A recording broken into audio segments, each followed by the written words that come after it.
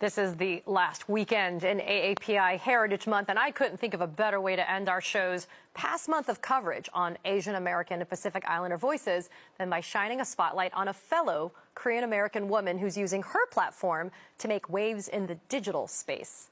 Joining me now is entrepreneur and self-described accidental social media influencer and TikTok star, Sujia. Sujia, I'm fangirling.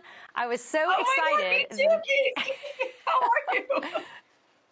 I was so excited that you were going to be on the show. Look, you've got over 2 million followers and nearly 120 million likes on TikTok, but you say your journey to this point, it was kind of accidental to get here. So kind of talk a little bit about why that happened. Not kind of. It was completely accidental. So my story is very, very similar to many people's stories on TikTok. It was the pandemic. I was sitting in my room, holed up with my family. They were driving me crazy. You know, I'm trying to do, school with my kids. I'm trying to not freak out about what's going on. So I just was like, oh, I've heard of TikTok and people seem to be having fun on there. So let's try it. So I pick up my phone and I just started talking into it. And, I gained a couple followers, had a couple hundred followers. And I asked my daughter, I said, hey, mommy's doing TikTok now. How many followers do you think I could get? And she's like, I don't know, maybe like 300. I was like, bet 300. I'm going to hit 300. And, I wasn't talking about anything other than just what was on my mind. The world was going crazy. The pandemic was freaking me out. Nobody was working. It was just a really scary time. I just needed an outlet. I just needed to output. And before I knew it, it kind of just became its own thing.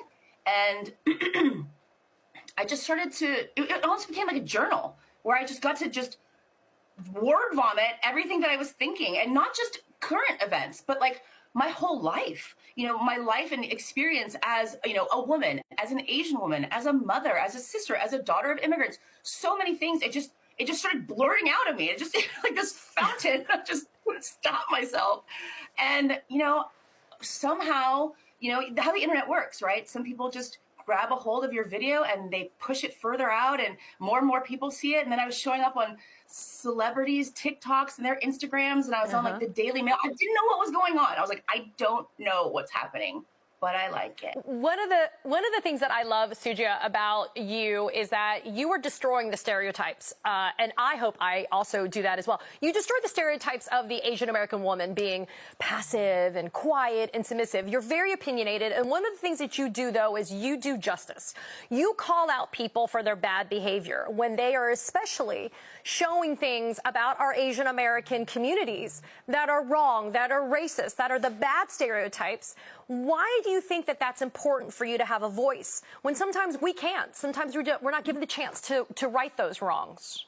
Well, I think those two things tie in directly to each other, right? So this trope, this stereotype that Asian women are going to be submissive, we're going to be quiet, we don't speak up for ourselves, we'll just take it.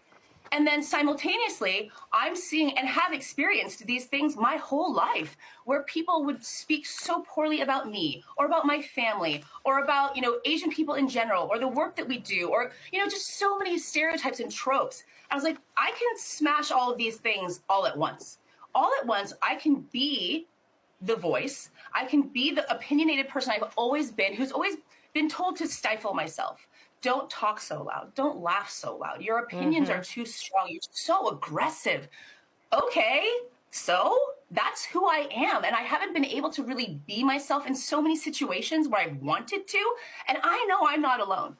I know you, Katie, probably feel the same way. And I know my sisters, my mother, pretty much. It's so funny to me how people are like, well, Asian women are so docile and they're so quiet and they're so submissive. I'm like, do you not know one single Asian woman? Because I don't believe you do. Because if you did and you really knew them, you would know that that is total BS. Because that is unlike any Asian woman I know. So I got less than a minute, but I did want to make sure that I touched upon this. Part of your platform is not just calling out the wrongs, it's also calling out the rights, which are food, especially the Korean flavors that your family grew up loving. And I love that you're sharing culturally different cuisines to show people that one thing that can be a tie that binds is a collective love for food. Why is that such an important part of what you use your large platform to do? Well, I think food connects us all, right? No matter what you do, no, oh, look, my mom, no matter what you do, no matter where you are, you have to eat. And food connects us. And the more I've talked about food and the more I share food, people will say things like, oh, that's a very common dish in my culture. Or like, oh, we have a food that's like that. I'm like, we're not so different. And I think that's something that I think food really can crystallize for us. Like so clearly see like, oh, these foods, this feels like my home. This feels like something I do with my mother or my children. This feels so safe and so comforting. And I think if we bridge those gaps between people, we'll really start to understand that we're not that different. We're not so far apart. Our worlds aren't so different. Our worlds are actually really, really similar. And we all share so much beauty in and love, especially in food.